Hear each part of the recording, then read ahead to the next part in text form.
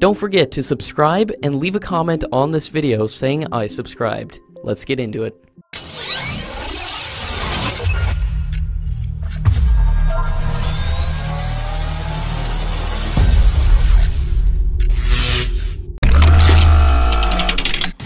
According to top sources, India is ready to sign the S-400 deal with Russia during the annual summit between Prime Minister Modi and Russian President Vladimir Putin in New Delhi.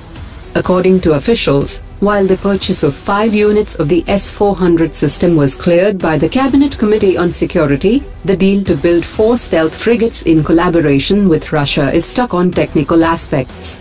More than 60% of Indian military equipment come from Russia, and without the spares the capability of the armed forces will be affected, and delaying the S-400 deal may also affect the close relationship.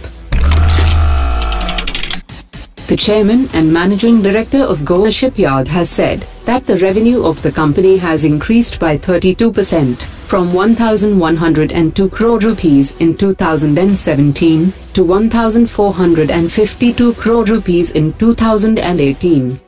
He also said that the company is also focusing on the early conclusion of contract for 2 advanced stealth frigates for the Indian Navy, which will be built with technology transfer from Russia, and is also working in conjunction with the Ministry of Defence and Indian Navy for the expeditious processing of the project to build mine-sweeping vessels at Goa Shipyard, and the company aims to start both projects by 2020.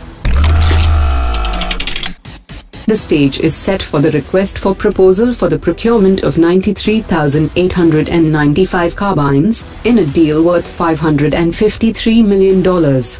According to media reports, the French company Thales has sent a letter of protest to the Ministry of Defence regarding the shortlisting of UAE manufacturer Caracal as the lowest bidder for the carbines.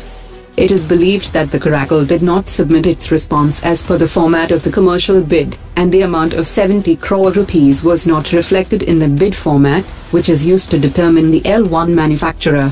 There are doubts about the ability of Caracal to supply 96,000 carbines within a period of 12 months as required under the request for proposal, as it is a new company and has sold only a couple of thousands till date. According to sources, there is also an issue related to life cycle of the car 816, as there is not enough data available to establish its reliability and life cycle. According to latest reports, the production facility for manufacturing man-portable ATGM systems was inaugurated at a unit of Bharat Dynamics Limited by the chairman of Defence Research and Developmental Organisation. Referring to his long association with Bharat Dynamics Limited, he stated that the company has a very dedicated workforce, and the systems manufactured would be supplied to the Indian Army. The Indian Navy currently has only 2 mine-sweeping vessels at its disposal, to safeguard the sea lanes and ports that are spread across thousands of kilometers of coastlines in the eastern and western seaboards. The Indian Navy requires 12 such ships, and it needs these ships to fill the gap in its capability. Goa Shipyard is in the process of collaborating with a foreign firm for manufacturing minesweepers, and the government has been looking for a foreign collaborator for the 32,000 crore rupees project. The Indo-US joint military exercise has now been concluded, which witnessed the participation of an infantry battalion of Indian Army and the 23 Infantry Regiment of US Army. The exercise witnessed field training exercise under a joint brigade headquarters, and discussions on issues of mutual interest by experts of both countries. The National Security Guard has upgraded its protocol and armor on lines of the Special Protection Group, in view of the upcoming election season in the country. The National Security Guard has adopted a close protection force protocol that totally reinvents its drills for the better protection of the VIPs under its Z+ cover of Black Cat Commandos.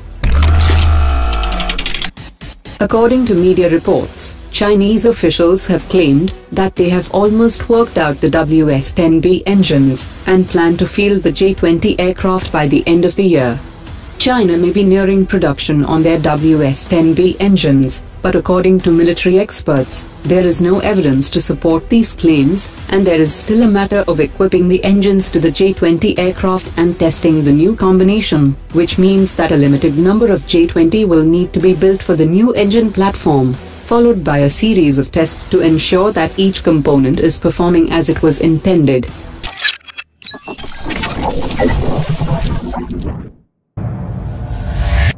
Omar dropped it.